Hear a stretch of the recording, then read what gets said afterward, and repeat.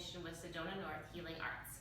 Today we are bringing you the next episode of Eating for Your Genes, and I wanted to make this a very practical episode for you.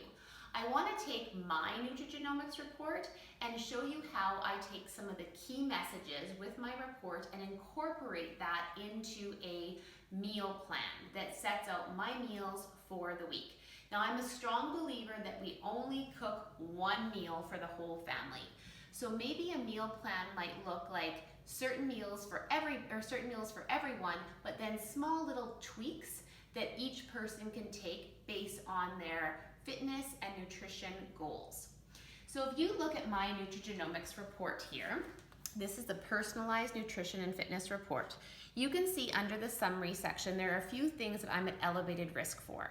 So one of the ones I wanted to focus on today was number one, vitamin D, also calcium, because my report also showed that I am at elevated risk of low bone mineral density if I am not consuming calcium and vitamin D rich foods and engaging in regular daily physical activity.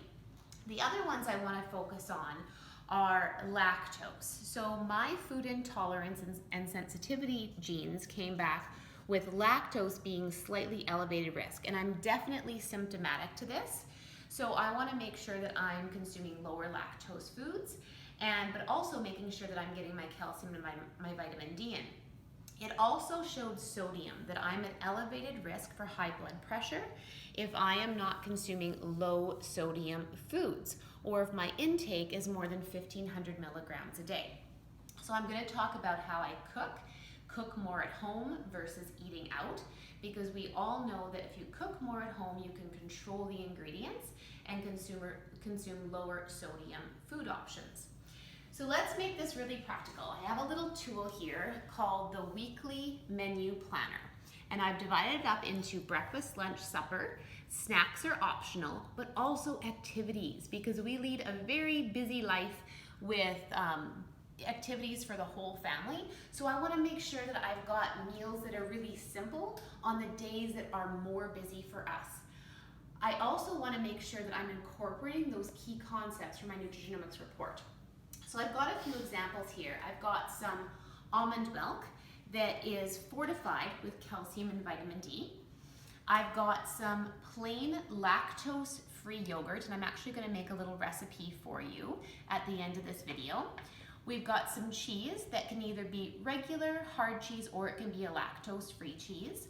I've also got some eggs here, and the reason I put the eggs here was because, number one, eggs are just a great source of protein, but I've also got the omega-3 eggs here, and my report showed that I do want to stress more of the omega-3 fatty acids, so that's just a little tweak that I can do of buying omega-3 eggs. I've also got some fish here. So I want to make sure my menu plan has incorporated fish at least twice a week to increase my omega-3 fatty acids.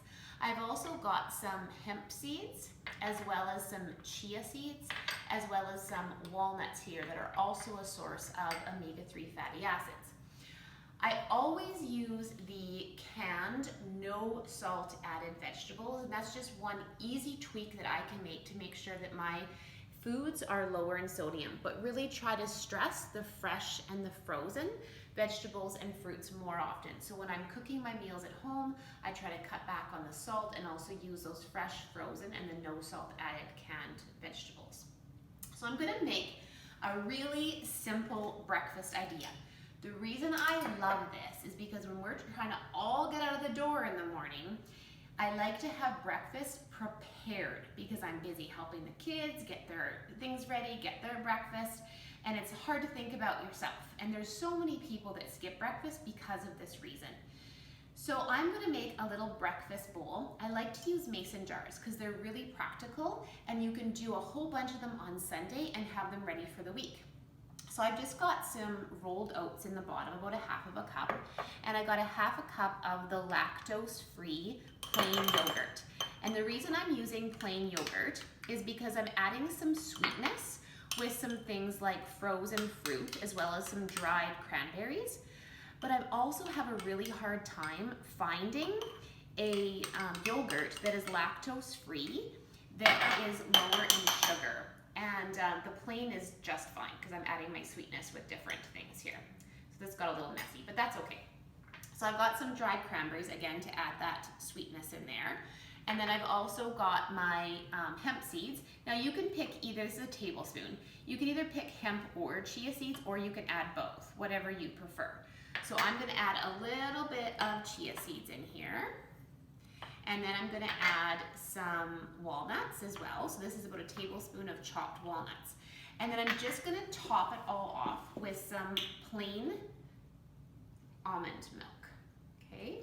And then you just mix that all up into your bowl until it's well combined.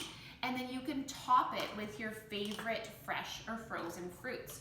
So I often will like chop up banana, or you can put some frozen blueberries or frozen mixed berries on there, and then just put the lid on, stick it in the fridge, and you've got, this will solidify a little bit, and then you've got breakfast for the whole week.